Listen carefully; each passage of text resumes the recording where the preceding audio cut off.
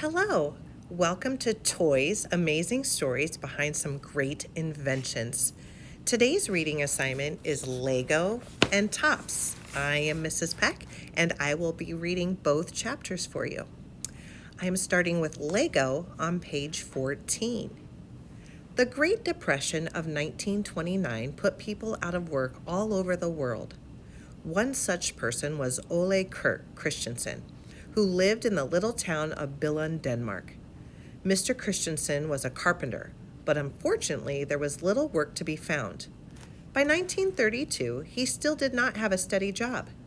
To make ends meet, Christensen began handcrafting such things as wooden ironing boards, step ladders, wheelbarrows, and toys. Then, with his wife and son, he would travel the countryside to sell his products to local farmers. When the Depression finally started to ease up, most people returned to their old jobs. But Christensen had become very skilled at crafting wooden toys, especially animal pull toys, and there was great demand for them. He realized that he could make more money creating toys than he could building houses. Besides, he enjoyed the work more.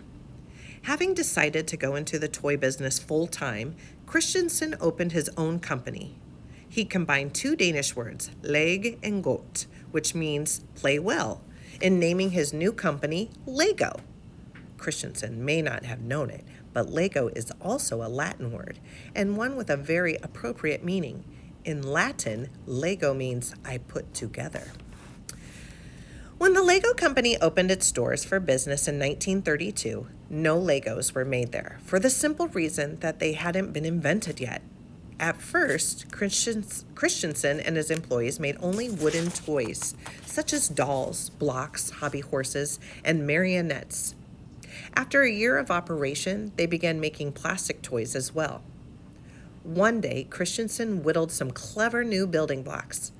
What made them unique was that they interlocked. Kids would really like the blocks, he felt sure, but he knew it would be both difficult and expensive to mass-produce wooden ones.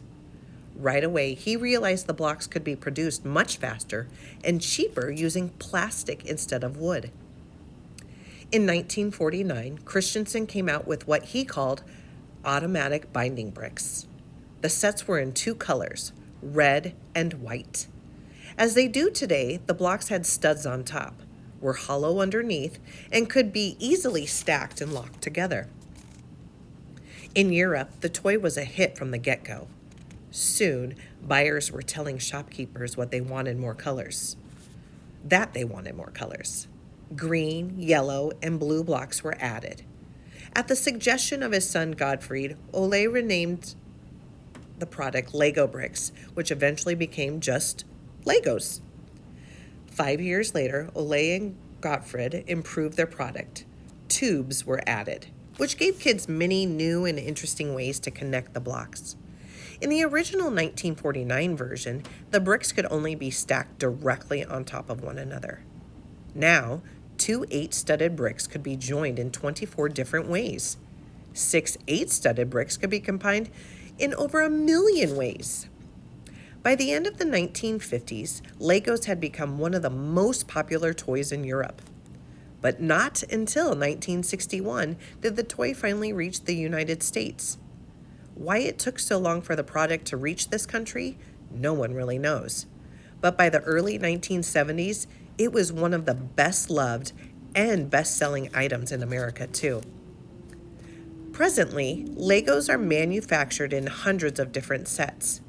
Some sets just contain the basics, building blocks and connecting tubes. Others come complete with a wide variety of items for play, such as small cars, roadways, ramps, roofs, and even city maps. It's a whole little world unto itself. And, perhaps best of all, it's a world that you create. Here's some fun facts about Legos. Legos are made of plastic called ABS. During the manufacturing process, the plastic is heated to the consistency of bread dough. It is then pressed into molds, cooled, and ejected, all in about 10 seconds.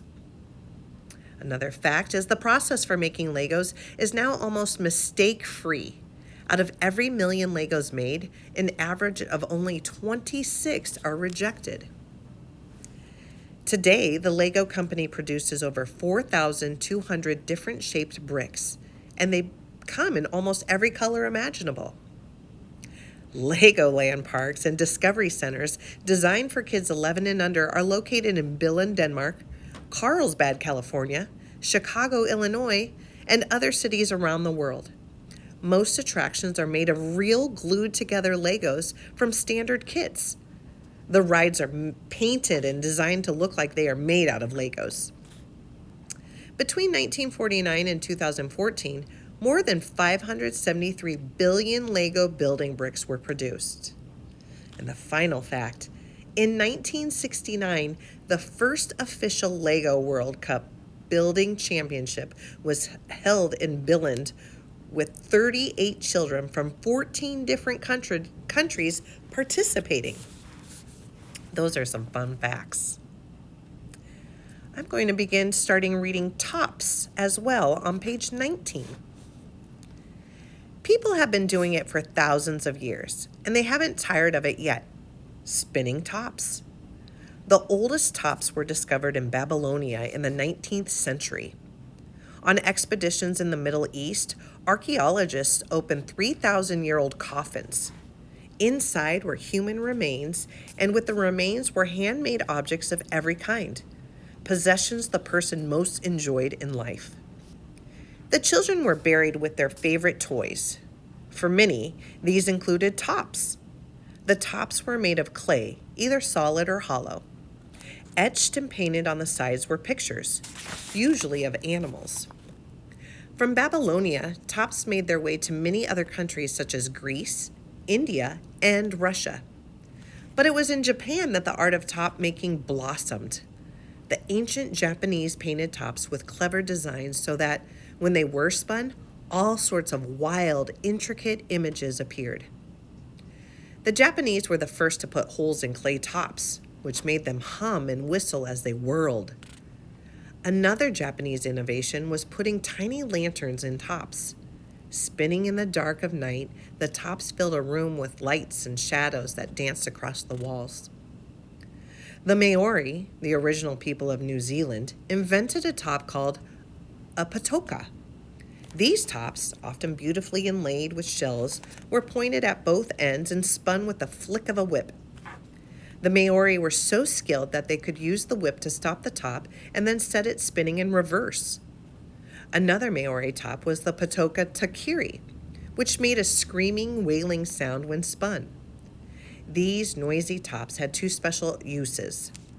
Dozens were sent spinning at funerals, sounding like the whole world was crying for the person who had died. Maori warriors also used them when going into battle. Before they attacked, the patoka takiri were set into motion. The screaming and howling unnerved the enemy and sent a clear warning: you are in great danger. Perhaps the most unusual tops were those used in Europe in the Middle Ages. In the many villages, there was a single enormous wooden top about the size of a person.